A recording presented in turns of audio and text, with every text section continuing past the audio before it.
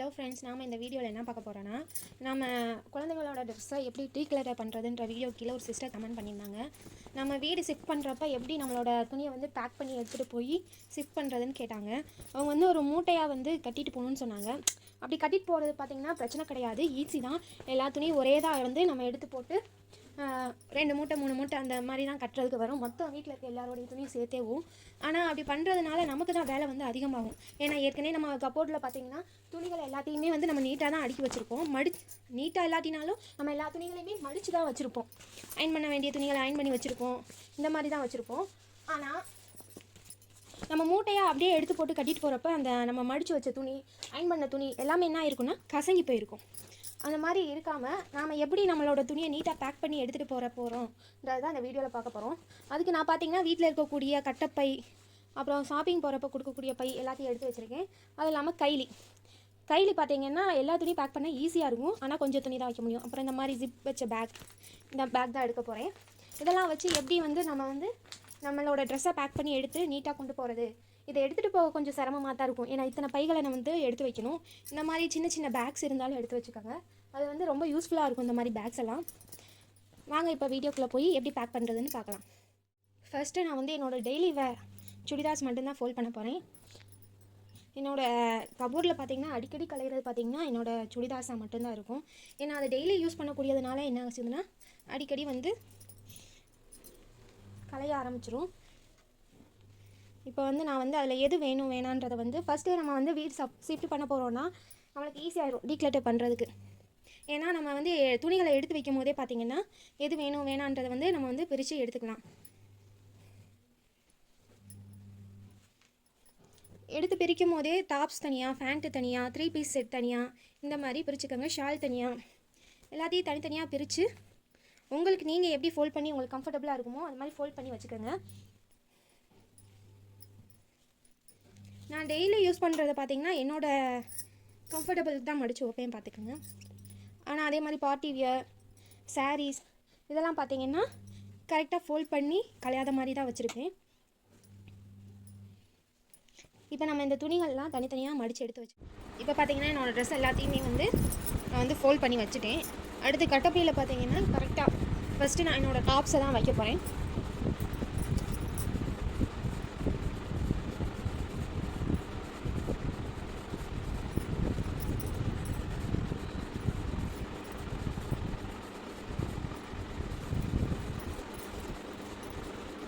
Tops வச்சுட்டு சைட்லேயே பார்த்தீங்கன்னா ஃபேண்ட்டை வந்து வைக்கிறேன். ஃபேண்ட்டை பார்த்தீங்கன்னா நம்ம வந்து குட்டியாகவே ஃபோல்ட் பண்ணி வைக்கலாம். இந்த மாதிரி இப்படி வச்சிங்கன்னா குட்டியாக ஃபோல்ட் பண்ணி வைக்கிறப்ப வந்து கலையாமே இருக்கும். டாப்ஸை வந்து ஆனால் நம்ம இந்த மாதிரி குட்டியாக வந்து ஃபோல்ட் பண்ணி வைக்க முடியாது. ஏன்னா அது வந்து கலைஞ்சு போகும் டாப்ஸை பொறுத்தளவு.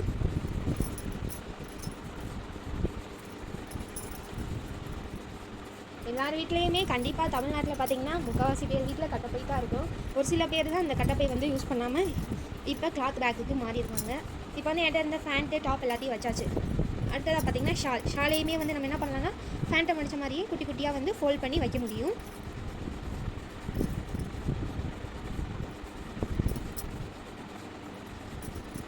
இப்படி எடுத்து வைக்கிறப்ப நமக்கு வந்து பார்த்திங்கன்னா அடுத்து நம்ம ஒரு கபோர்டில் அடுக்கிறப்பையும் நமக்கு வந்து ஈஸியாக இருக்கும். இதே மாதிரி மெத்தடில் தான் 3 பீஸ் செட் அதையுமே வந்து நான் வந்து ஒரு கட்டப்பையில் வந்து எடுத்து மாற்றிக்க போகிறேன். அடுத்து நம்ம இதை அடுக்கிட்டு கட்டப்பை அப்படியே வச்சிடக்கூடாது.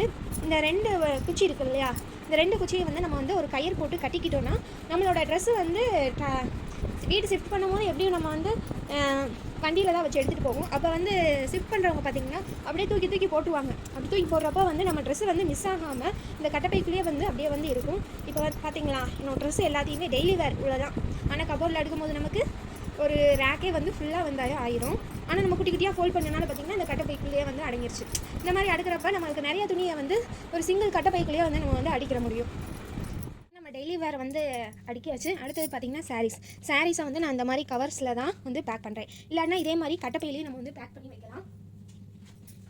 என்கிட்ட இப்போ வந்து சாரீ கவர்ஸ் இருக்கனால வந்து நான் கவர்ஸில் எடுத்து வைக்கிறேன்.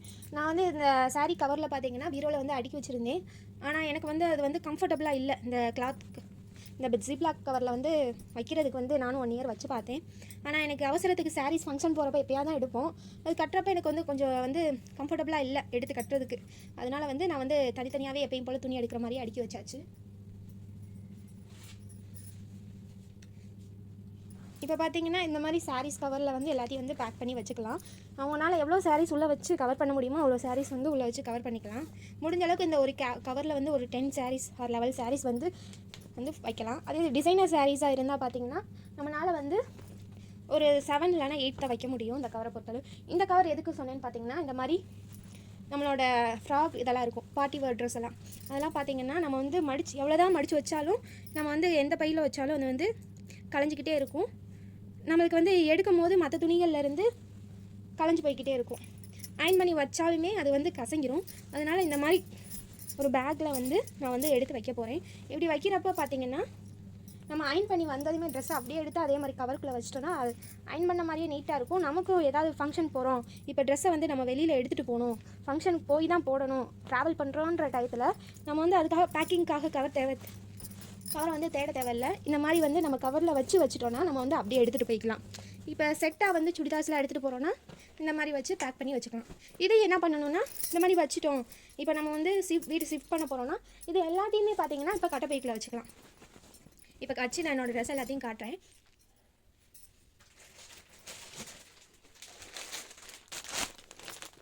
இந்த மாதிரி தான் எல்லா ட்ரெஸ்ஸஸையுமே வந்து நம்ம ஒரே கட்டை பைக்கில் வச்சு அதே மாதிரி கட்டிக்கலாம். இந்த மாதிரி கட்டி எடுத்துகிட்டு போய்க்கலாம். அடுத்தது பார்த்திங்கன்னா ஜென்ஸோட ட்ரெஸ்ஸஸ் தான் பேக் பண்ண போகிறோம். இதுக்கு வந்து நம்ம வந்து ஈஸியாக பேக் பண்ணுறதுக்கு பதிலாக கட்டைப்பை வைக்கிறது ஈஸியாக தான் இருக்கும். ஆனால் இந்த மாதிரி கைலி வந்து எடுத்துக்கிட்டோன்னா இன்னுமே ஈஸியாக இருக்கும். எப்படி வந்து வைக்கிறதுன்னு சொல்கிறேன். ஃபஸ்ட்டு இந்த கிராஸாக வந்து இந்த கைலியை வந்து போட்டுக்கோங்க. போட்டுட்டு இதோட சென்டரில் பார்த்திங்கன்னா நம்ம பேண்ட்டை வந்து வைக்க போகிறோம். அயன் பண்ணி கொடுக்குறவங்களாம் பார்த்துருக்கீங்களா, அவங்க கட்டி கொடுக்குற மாதிரி தான் நம்ம வந்து இப்போ வந்து பண்ண போகிறோம். இப்போ வந்து சென்டராக பார்த்தீங்கன்னா வச்சாச்சு. அடுத்து சட்டையை வந்து வைக்க போகிறோம். இந்த மாதிரி வைங்க, மடிப்பை வந்து 2ஆக மடித்து வைங்க. இப்படி வைக்கிறப்ப வந்து நம்மளுக்கு நிறைய துணியை வந்து ஒரே கைலியில் வந்து வச்சு கட்ட முடியும்.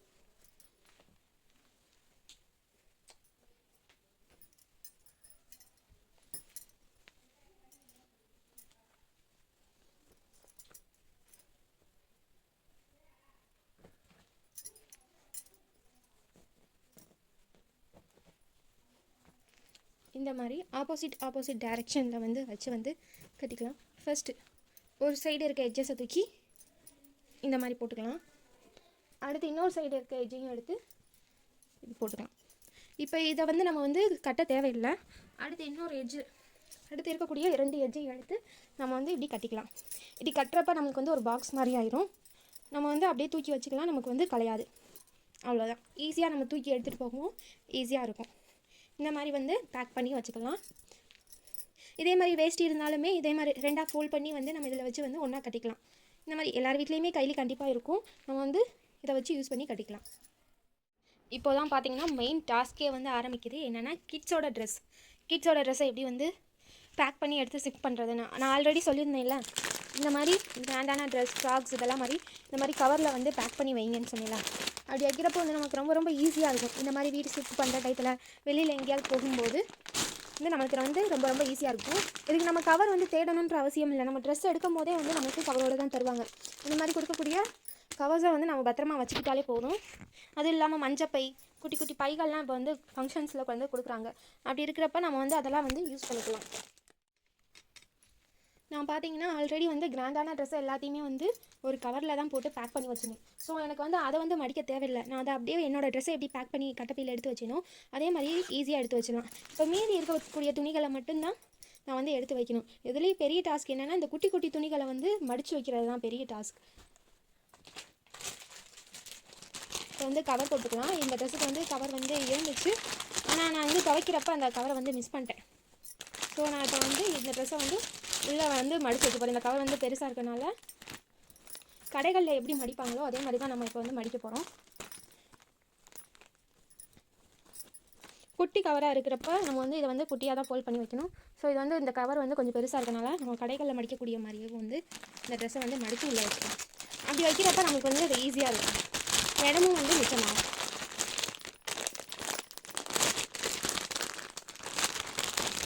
ஆல்ரெடி ஒரு சிஸ்டர் கேட்டிருந்தாங்க, எப்படி நீங்கள் ட்ரெஸ் எல்லாம் பேக் பண்ணி வைக்கிறீங்க கேட்டிருந்தாங்க. நம்ம வந்து ட்ரெஸ்ஸை வந்து பேக் பண்ணும்போது கவரோட சைஸ்க்கு ஏற்ற மாதிரி தான் நம்ம வந்து ஃபோல்ட் பண்ணி வைக்க முடியும். இப்போ பெரிய கவராக இருக்குன்னா இந்த மாதிரி 2ஆக ஃபோல்ட் பண்ணலாம். சின்ன கவராக இருந்தால் இன்னொரு மடித்து வந்து நம்ம வைக்கலாம்.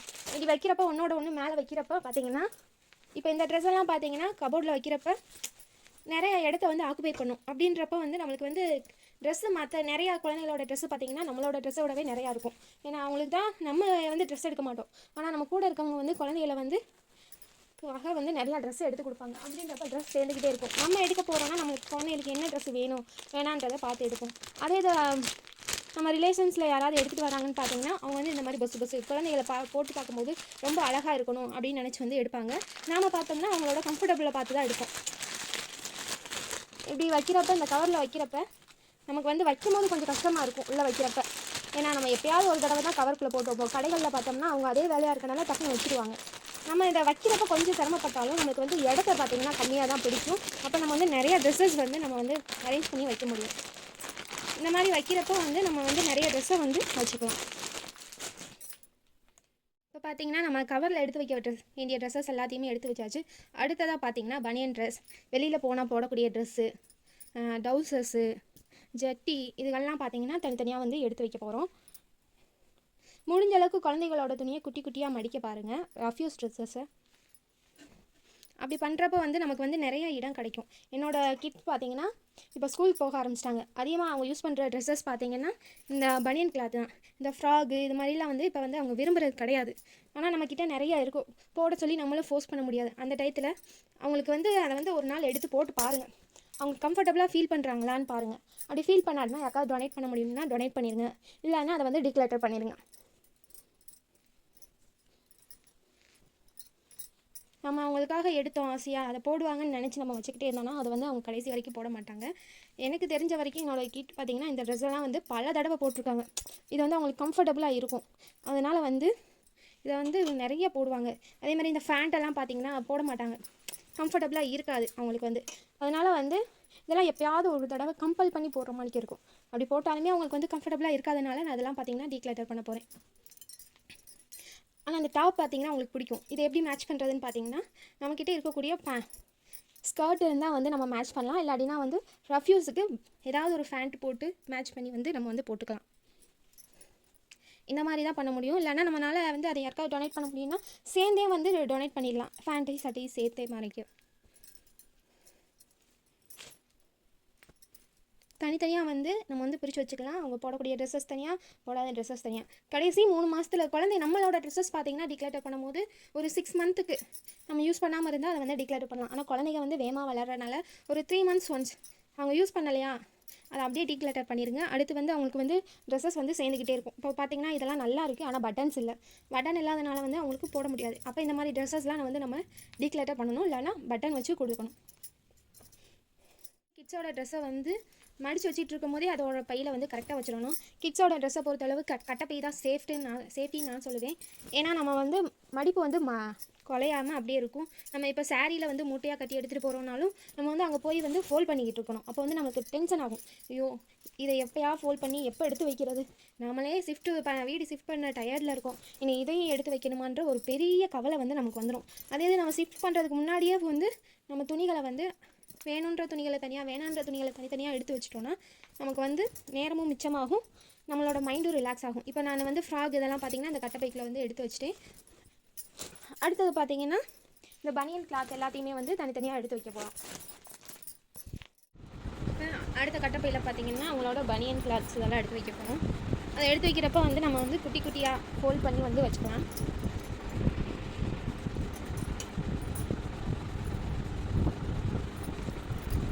இந்த மாதிரி எடுத்து வைக்கிறப்பே நம்ம வந்து பேராக வந்து எடுத்து வச்சிட்டோன்னா நமக்கு வந்து அடுத்து வந்து நமக்கு ட்ரெஸ்ஸஸ் வந்து அக்சஸ் பண்ணுறதுக்கு ஈஸியாக இருக்கும்.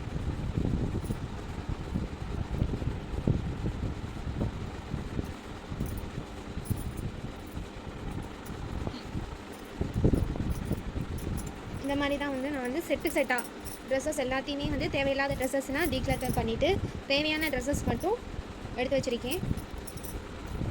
ஃப்ராக்ஸ் இருந்தால் அதையுமே வந்து நம்ம வந்து குட்டி குட்டியாக வந்து ஃபோல்ட் பண்ணி வச்சுக்கலாம். அப்படி வைக்கிறப்ப நமக்கு வந்து கட்டப்பையில் வந்து நிறைய துணிகள் வந்து வைக்க முடியும். நம்ம அப்படியே அள்ளி கட்டப்பையில் போட்டுட்டோம்னு வச்சுக்கோங்களேன், நம்ம வந்து அடுத்து எடுக்கிறதுக்கு வந்து கஷ்டமாக இருக்கும். அதுவும் இல்லாமல் நம்ம வந்து ஏற்கனவே சிப் பண்ண அவசரத்தில் வந்து இருப்போம். அதோடு சேர்த்து பார்த்திங்கன்னா அடுத்து வந்து நம்ம குழந்தைகளுக்கு வந்து நம்ம ட்ரெஸ்ஸை வந்து தேடி தேடி எடுத்து போகிற மாதிரி இருக்கும். ஏன்னா நம்மளோட ட்ரெஸ்ஸுன்றப்போ பெருசாக இருக்கப்போ நம்ம வந்து கரெக்டாக எடுத்துருவோம். ஆனால் குழந்தைங்களோட ட்ரெஸ் வந்து குட்டி குட்டியாக இருக்கனால எது எங்கே இருக்குது, இதோட மேட்சிங் ட்ரெஸ் எங்கே இருக்குது அப்படின்னு பார்க்குறப்ப நமக்கு வந்து கொஞ்சம் கஷ்டமாயிடும். ஸோ முடிஞ்ச அளவுக்கு அவங்களோட ட்ரெஸ்ஸையுமே ஃபோல்ட் பண்ணி எடுத்து வச்சுக்கோங்க. இந்த மாதிரி எடுத்து வச்சாச்சு. இப்போ இதை வந்து அவ்வளோதான், அவங்களோட ட்ரெஸ்ஸஸ் எல்லாத்தையும் எடுத்து வச்சாச்சு. இதெல்லாம் பார்த்திங்கன்னா டீக்ளட்டர் பண்ணக்கூடிய ட்ரெஸ்ஸஸ். அடுத்து ஜட்டி, கர்ச்சீஃபு, ஸ்கார்ஃபு, அடுத்தது பார்த்திங்கன்னா சாக்ஸு, இதெல்லாம் பார்த்திங்கன்னா தனியாக ஒரு பையில் வச்சுக்கோங்க. அதே மாதிரி இன்னும் பெரியவங்களோட இன்னர்ஸ் எல்லாத்தையுமே வந்து தனித்தனியாக ஒரு பையில் வச்சுக்கிட்டிங்கன்னா ரொம்ப ரொம்ப ஈஸியாக வந்து இருக்கும். அதே மாதிரி எந்தெந்த பையில் என்னென்ன ட்ரெஸ்ஸஸ் யாரோடது இருக்குன்றதை வந்து நீங்கள் ஒரு லேபிளிங் மாதிரி ஒரு பேப்பரில் வந்து எழுதி, நம்ம கடைகள் எல்லாம் போனோன்னா நம்ம பேக்கை வந்து எப்படி வெளியில் வந்து வச்சுட்டு போகிறப்ப நமக்கு டோக்கன் கொடுக்குறாங்க, டேக் மாதிரி வைக்கிறாங்க. அந்த மாதிரி நம்மளாவே ஏதாவது ஒரு அட்டை கார்ட்போர்ட் ஷீட் எடுத்து அதில் வந்து நம்ம எழுதி வச்சுக்கிட்டோன்னா நமக்கு வந்து ஈஸியாக வந்து இருக்கும். எழுதி இது வந்து கிட்ஸோட dress, party wear, daily wear, uniform, இந்த மாதிரி தனித்தனியாக வச்சிட்டோன்னா நமக்கு வந்து ஈஸியாக இருக்கும். அவ்வளோதான் ஃப்ரெண்ட்ஸ். அடுத்து வந்து நம்மளோட ட்ரெஸ்ஸஸை நம்ம வந்து நீட்டாக இடம் ஷிஃப்ட் பண்ணதுக்கப்புறமா வந்து நம்ம வந்து தனித்தனியாக எடுத்து அடுக்கிறதுக்கு ஈஸியாக இருக்கும். இந்த மெத்தடை நீங்களும் வந்து ஃபாலோ பண்ணி பாருங்கள். ஃபாலோ பண்ணி இந்த மெத்தட் உங்களுக்கு வந்து ஈஸியாக இருந்துச்சா, இல்லை வேறு எந்த மாதிரியான டிப்ஸ் எல்லாம் நம்ம ஃபாலோ பண்ணலான்னு கீழே கமெண்டில் சொல்லுங்கள்.